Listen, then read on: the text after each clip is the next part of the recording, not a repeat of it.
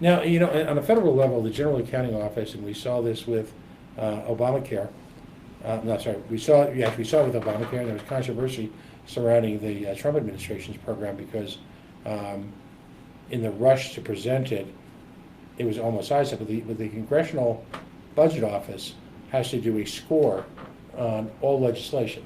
Okay. And so that you see if it's accretive to income, impact on a wide range issues, or a real barometer on the financial footprint, if it will, that it makes on the average taxpayer or business person. Sometimes that footprint literally on the back of their neck. Yes. And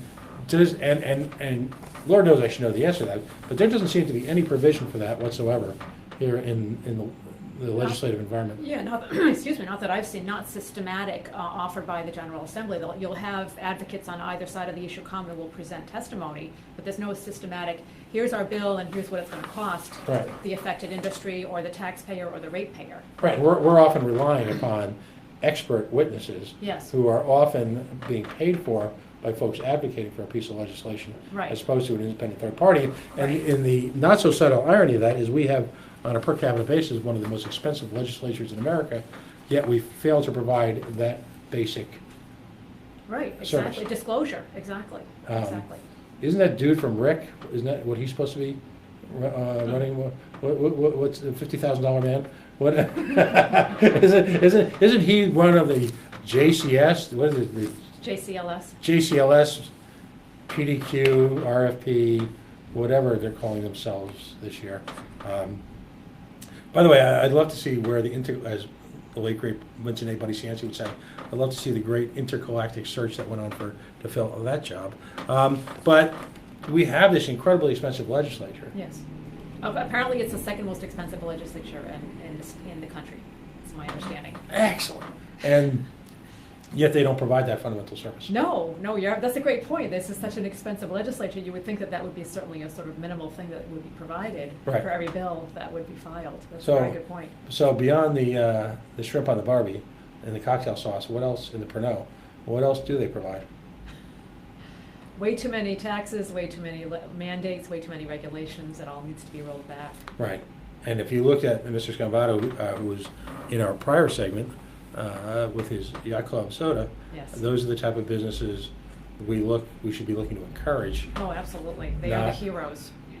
Yeah, they are engaged in day-to-day economic warfare. Mm-hmm. Yes. So what was it? What, a couple other bills that were going to cost a big dinero? So the biggest one would have been single-payer health care, $4 billion. That's the most expensive. The second most expensive one would be a $15 an hour minimum wage, and the third most expensive was the mandated paid time off. Those are the top three. So what was it? It was $4 billion for one. Yeah, something like that's $4 billion for one. I don't have all of them broken down, but those are the top ones. So and they add up to after a $6 while, this could billion. be real money. $6 billion, Mr. Ford. Yeah, that's a lot of money. September 19th. Everybody pay attention. That's when the General Assembly reconvenes. And we really have no idea No, what could happen as a result of that. no, we do not. And the POS stocks are very much on the table. Right. Had a conversation today on the show with Senator Pearson. Yes. I believe I may have made some headway there. Oh. Because Senator Pearson, we actually had a very nice conversation. Senator Pearson is actively advocating for Cumberland businessmen. I pointed out to him that the first people who are going to suffer by being surrounded by state-owned or state-subsidized monopolies in the form of Twin River and a baseball stadium are in fact Cumberland businessmen. You know, that never occurred to me. That is such a critically important point. Absolutely. Right. Absolutely. So, being this, someone who routinely engages in sophisticated political sophistry, one would often draw analogies from the greatest movie ever made, of course, that's Animal House. So I'll just leave this to you tonight. Think of John Belushi in the mashed potato scene. That's what's going to happen at Cumberland businesses. TMI? Listen, thanks for becoming a regular part of this broadcast. Thank you so much, Pat. For having me. It's a terrific program. We're gonna have more issues orientated, as President Bush would say, in order to keep the state from going nuclear. We're going to have more issues orientated work. This is we need a strategery. It was strategery. This is Wonk Central here. for those of us who need outrage porn or need to talk about who are the subject or crisis du jour, this will always be the wrong place to go. Sorry.